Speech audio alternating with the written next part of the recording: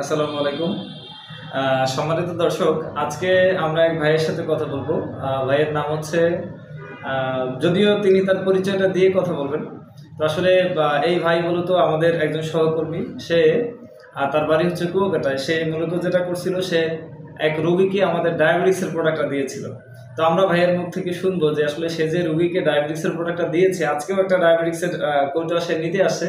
তো আমরা শুনবো যে আসলে এই রোগীর আসলে বর্তমান অবস্থা কি এবং ডায়াবেটিক্সের প্রোডাক্টটা সে আবার কেন আজকে নিতে আসে, এই বিষয়টা আমরা একটু পরিপূর্ণ শুনবো। প্লিজ ফেরদৌস ভাই, আপনি একটু ডিটেলসটা বলেন। আসসালামু আলাইকুম, আমি মোহাম্মদ ফেরদৌস। আমি লাস্ট 3 থেকে 4 মাস যাবত এই ম্যাগনেসের সাথে আছি।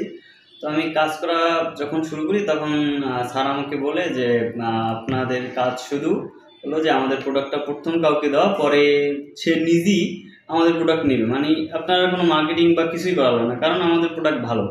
পরে আমি বাসায় যাই, বাসায় যাওয়ার পরে আমার প্রতিবেশী একজন, ওনার খুব ডায়াবেটিস ছিল। তো থাকার পরে আমি বললাম যে আমার একটা প্রোডাক্ট আছে, ওইটা নেন আপনি। তো উনি বললো যে না, আমি তো ঔষধ ব্যবহার করতেছি বাজার থেকে। পরে আবার আমি ওটার দাম বললাম, দাম শুনে উনি আরও একটু বিভ্রান্ত হয়ে গেলো যে এতগুলো টাকা। বলে আমি বলছি আপনি যদি বাইরের একটা ক্যাপসুলের হিসেব করেন তাইলে কিন্তু এই ক্যাপসুলের একটা ক্যাপসুল যদি 5 টাকা কম পড়ে, যেহেতু 60টা ক্যাপসুল থাকে।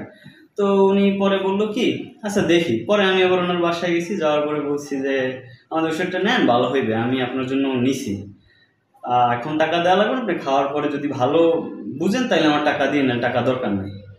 পরে মোটামুটি এক রকমের জোর ব্যবস্থা করে ওনাকে দেওয়া হয়েছে। আমিও প্রথম দিতেছি, আমাদের প্রোডাক্টের মান শুনছি ভালো, তো দেখি কেমন হয়।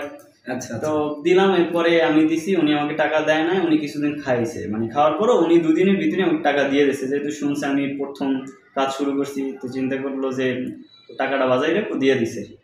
পরে ওষুধ খাওয়ার পরে ওনার নাকি, পরে আমাকে বলছে যে ওনার নাকি ডায়াবেটিস আরও বাইরে গেছে, মানে ওনার যে লেভেল ছিল ওই লেভেল থেকে আরও অনেক বাইরে গেছে। আচ্ছা, বাইরে যাওয়ার পরে উনি মনে মনে আমার প্রতি একটু রাগ হয়েছে। পরে পাশের একজন লোক ছিল, উনি বললো যে, আর ওই পাশের আঙ্কেল বললো যে এতগুলো টাকা দিয়ে ওষুধটা আনছি, তুমি রেগুলার কিছুদিন খাও, 4-5 দিন খাইছো তো।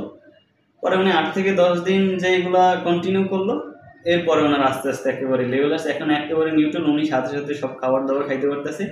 এরপরে উনি আমাকে ফোন দিয়ে, আমি তো বরিশালে থাকি, আমার বাসা তো কুয়াকাটায়, তো ওই জায়গা দিয়ে আমার বাবার দিয়ে আমাকে ফোন দিয়ে বলছে যে আমার জন্য যেন একটা ওষুধ পাঠায়, মানে একটা পাঠায়, কৌটো পাঠায়।